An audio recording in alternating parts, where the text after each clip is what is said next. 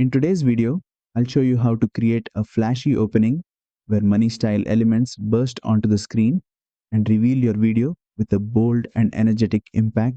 First, open your project in CapCut Mobile and make sure your video clip is already placed on the timeline.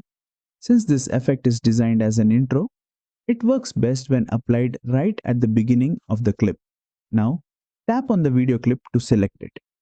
From the bottom toolbar, tap on Animation to open the animation settings. Next, switch to the In tab. This section controls how your video appears at the start, which is where this type of explosive reveal works best. Scroll through the animation list until you find Wealth Boom, then tap on it to apply the effect. Once applied, you'll see money-themed elements blasting across the screen and revealing the video underneath, creating a celebratory and high-impact opening. To control how strong this blast feels, use the duration slider at the bottom. Dragging it to the left makes the burst faster and more aggressive.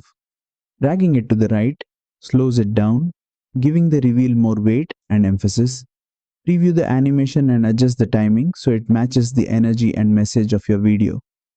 And that's it. You've successfully added a money blast wealth reveal animation in CapCut Mobile.